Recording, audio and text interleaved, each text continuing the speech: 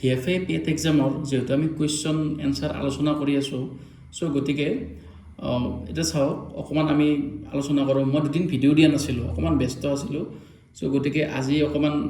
notes মই আনিছোঁ আপোনালোকৰ কাৰণে চ' চাওক আপোনালোকক যেতিয়া ৰিটেন হয় যদি ৰিটেন হয় ৰিটেন হ'ব আৰু যদি যেতিয়া ইণ্টাৰভিউ হয়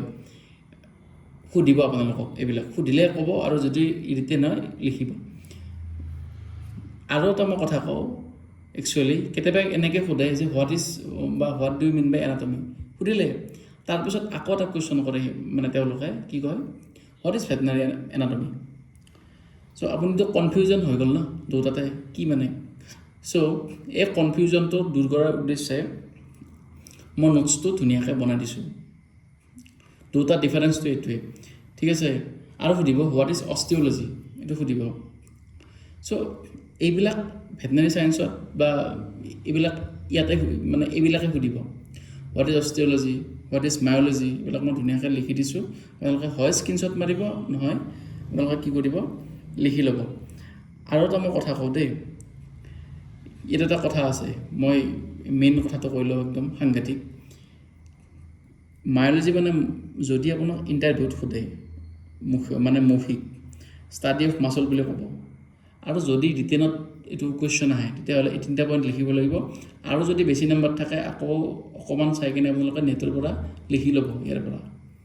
বুজি পাইছেনে এইটো নাম্বাৰৰ পৰা ডিপেণ্ড হ'ব মই যে ইমান নোটছ বনোৱাটো অসম্ভৱ কথা গতিকে এইখিনি অকণমান ভালদৰে চাব এতিয়া আহিছোঁ মই আকৌ দুটামান কুৱেশ্যন লৈ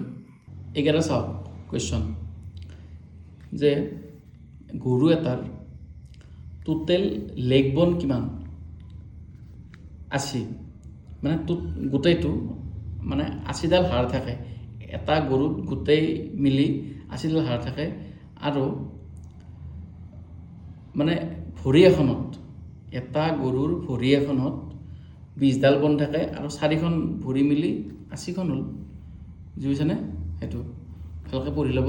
আৰু টোটেল নাম্বাৰ অফ বন অফ কাউ এইবাৰ আহিল এটা গৰুৰ কিমানডাল হাড় থাকে মানে মুঠ হাড় কিমানডাল থাকে সেইটো যদি সোধে সেইটো হ'ব 207ৰ পৰা 208 এতিয়া আকৌ বহুতে মোক কুৱেশ্যন কৰিব বা আপোনালোকৰ মনতো এটা কুৱেশ্যন আহিব পাৰে যে কিছুমানত যে 207 হ'ল কিছুমানত আকৌ 208 কিয় হ'ল মানে এইটো কিয় হয় গম পাইছেনে এইটো কুৱেশ্যনো সুধিব পাৰে আপোনালোকক যে এইটো কিয় হ'ল তো এইটো হোৱাৰ একমাত্ৰ কাৰণটোৱে হ'ল গৰুৰ প্ৰজাতিৰ ওপৰত কিছুমান গৰু আছে মানে নেজডালৰ যিটো হাড় থাকে মানে অকণমান 2ডালমান হাড় বেছি থাকে নেজডালৰ ফালে যাৰ কাৰণে মুঠ হাড়ৰ সংখ্যাটো বাঢ়ি যায় চ' এইটোৱে এনচাৰ আৰু সেই নেজডালত যিটো হাড় কম বেছ থাকে সেই হাড়টোৰ নাম হ'ল কক্সিজিয়েল ভাৰ্টিব্ৰা বুলি কয়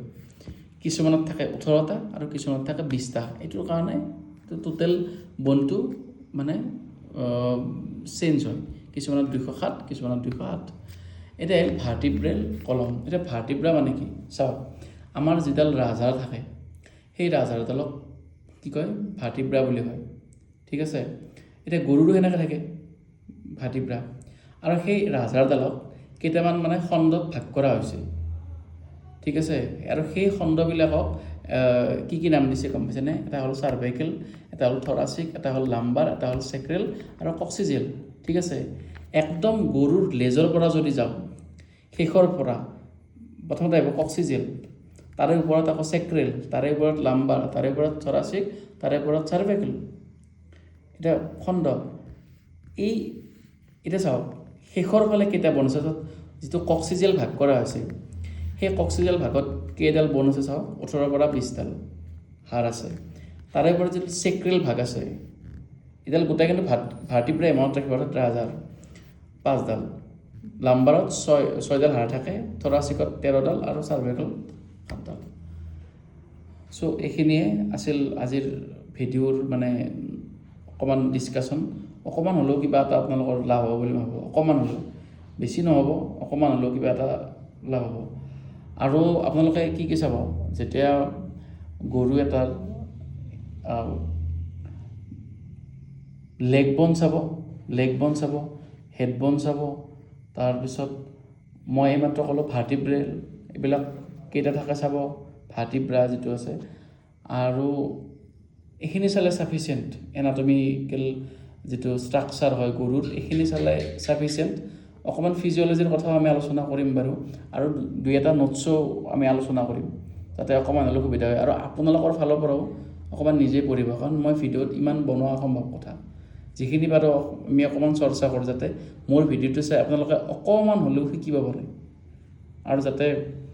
মানে কি হয় অকণমান হ'লেও আপোনালোক আপডেট হয়, বা অকণমান হ'লেও কিবা এটা মানে গম পায় যে পৰীক্ষা সমবেত আহি আছে,